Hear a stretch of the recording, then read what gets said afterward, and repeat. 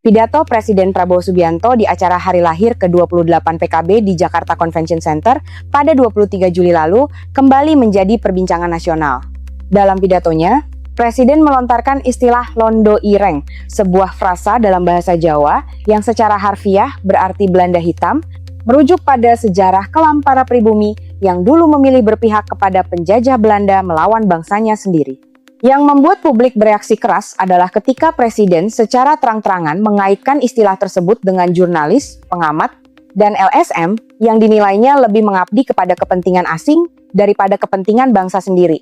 Pernyataan ini langsung menuai kecaman dari berbagai organisasi pers, termasuk Aliansi Jurnalis Independen yang mendesak Presiden untuk meminta maaf secara terbuka. Mari kita simak bagaimana warganet merespons kontroversi terbaru ini. Ya salam, apes banget jadi wartawan di Indonesia ya. Wartawan dituding tidak punya otak oleh Hotman Paris. Habis itu dituding londo ireng oleh Prabowo. Jadi wartawan nasibnya jelek banget. Cobalah dong wartawan sekali-kali boikot tuh dua orang tukang bacot itu. Pidato-pidatonya nggak usah lah diekspos. Harusnya wartawan punya harga diri, kayak dulu kan pernah juga tuh diusir oleh presiden. Walaupun dengan kata-kata halus, silahkan makan di luar. Gimana nih wartawan? Yang ikut Belanda perang lawan kita, londo-londo ireng ini sampai sekarang masih ada. Hanya dia sekarang pakai baju lain kan. Wartawan, jurnalis, pengamat. Nah, saya nggak tahu apa yang ada dalam pikiran Presiden hari ini pasca kursi Gibran digeser setara dengan menteri, gitu kan? Mari kita cek gitu. Awalnya Presiden Prabowo dalam pidatonya itu agak mengeluh gitu ya, karena soal sekolah misalkan di Indonesia ini kan memang ada banyak sekolah-sekolah rusak gitu, dan pemerintah sudah melakukan perbaikan puluhan ribu sekolah sudah diperbaiki kata Presiden gitu ya, itu klaimnya. Tapi ada satu yang jelek, itu yang diberitakan. Terus Pak Prabowo merasa tuh kayak nggak terima gitu, sampai kemudian muncullah kesimpulan atau keyakinan bahwa para wartawan ini ya pengkhianat bangsa.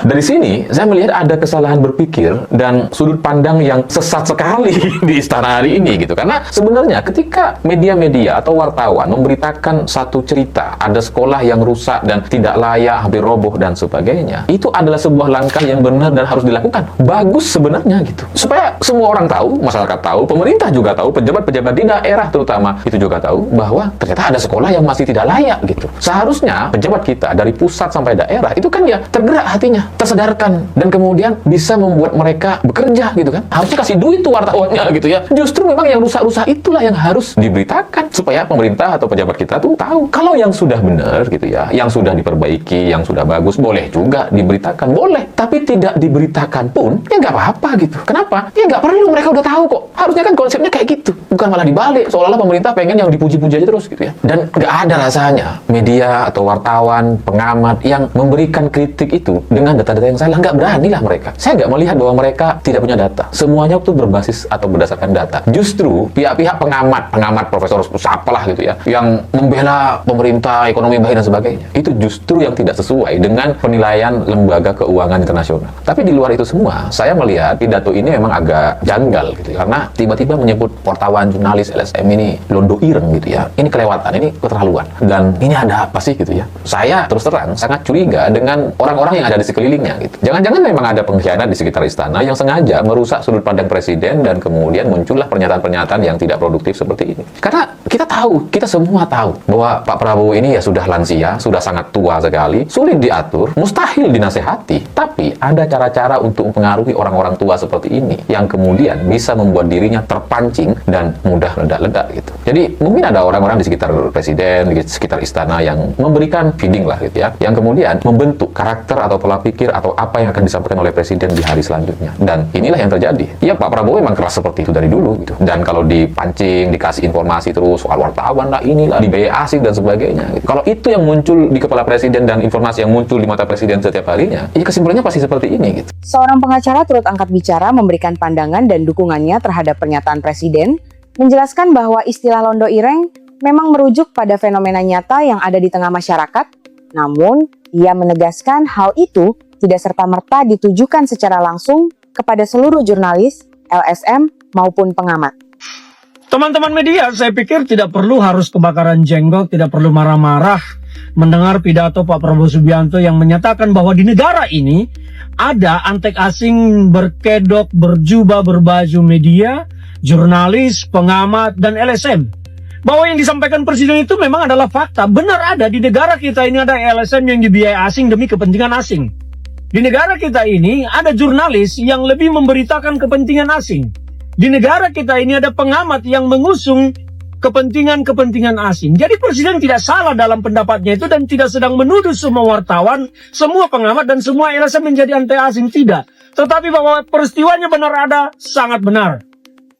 Justru sekarang kita harus membantu Presiden, membantu Indonesia ini mengidentifikasi media mana, jurnalis mana, LSM mana, pengamat mana yang menjadi antek asing, yang memakan uang orang asing, memakan kepentingan asing, dan merusak mengacaukan Indonesia. Karena mereka adalah pengkhianat yang harus kita sebetulnya musuhi di negara ini.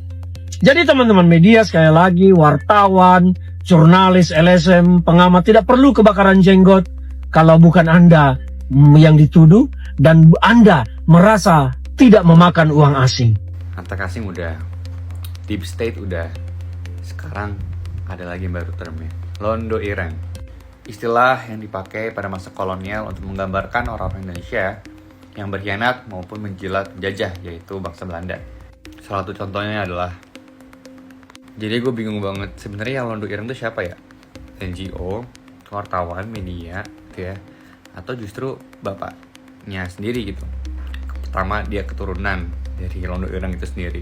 Kedua, dia kemarin ngebet banget join BOP, bergabung ke lingkaran Zionis, menjilat para Zionis. Ketiga, dia dikelilingi oleh penasihat-penasihat dari negara asing, bahkan CIA yang kemarin bodong.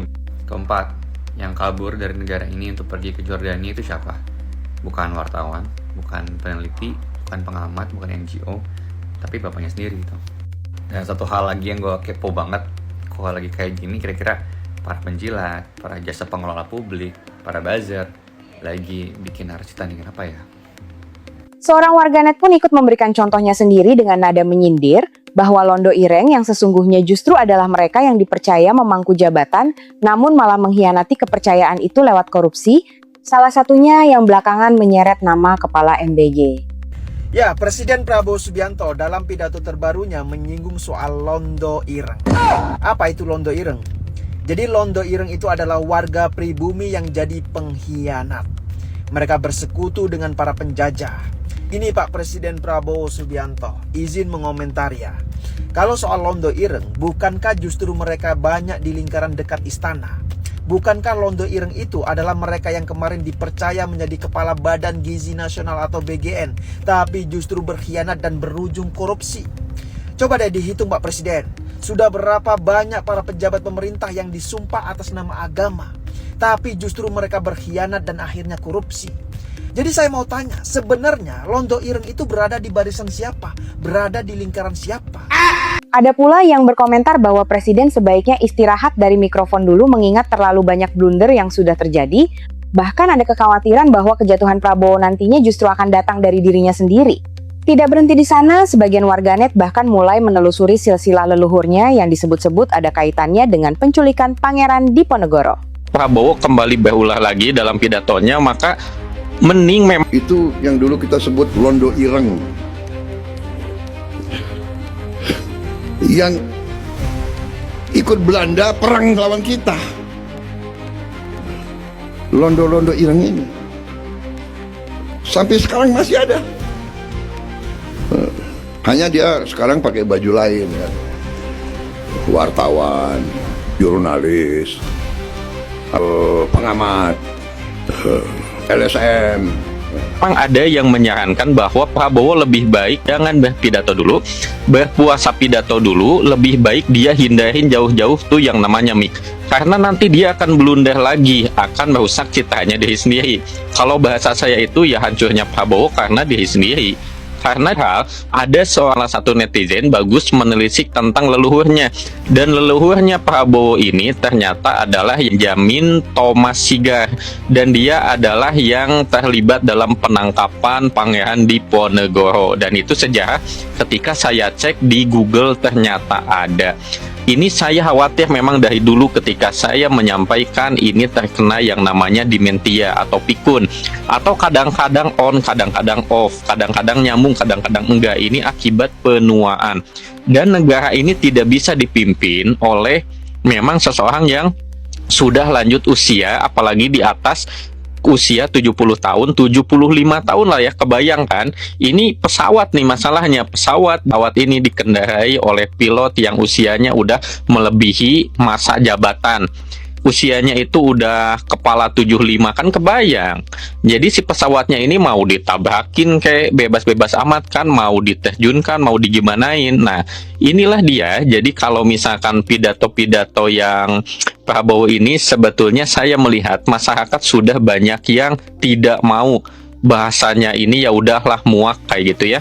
Nah, jadi kalau bisa kalian yang terlibat di pemerintahan itu, kalau bisa kedengaran sih, jauhkan mic dari Prabowo. Prabowo jangan dibiarkan pidato dulu sementara, supaya apa? Demi kemaslahatan, demi mencitra nama baik dia. Ini saran aja.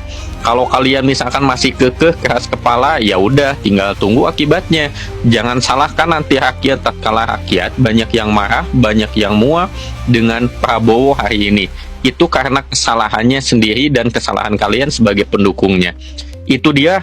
Wassalam. Di sisi lain, ada pula yang mengajak publik untuk tidak langsung menghakimi dan mencoba memahami pesan yang ingin disampaikan Presiden, bahwa pernyataan tersebut sejatinya merupakan bentuk antisipasi, mengingat tidak menutup kemungkinan adanya penyusup yang menyusup di balik berbagai profesi. Londo-londo ireng ini. Wartawan, pengamat, jurnalis, langsung digoreng dong. Kenapa sih lu sama warga sendiri curiga banget? Pak Prabowo tuh sebenarnya kan ngasih antisipatif speech, you know. Ngasih preventif, yuk jangan mau disusupi, gitu kira-kira kalimat utuhnya. Ini menurut gua yang belajar psikolinguistik dan komunikasi massa. Lu kalau mendengar pidato itu jangan langsung, apalagi kalau cuma dikasih cuplikannya doang, langsung dong. Masa londo ireng, wartawan, LSM, pengamat. Nah, emang paling susah itu memang kritik itu. Bener yang paling susah dikritik kan wartawan. Nggak boleh, ini pilar demokrasi katanya. NGO nggak boleh, kita bergerak ini untuk rakyat. Padahal ya sama aja lah. Kebebasan demokrasi bukan berarti lu doang yang boleh kritik, lu juga harus menerima kritik, gitu kira-kira. Jadi nggak boleh superior kali lah. Kan adem ya kalau kayak gini ya. Situ sewot banget baru dibilang londo ireng. Gemblung. Bagaimana pendapat kalian guys? Tulis di kolom komentar ya.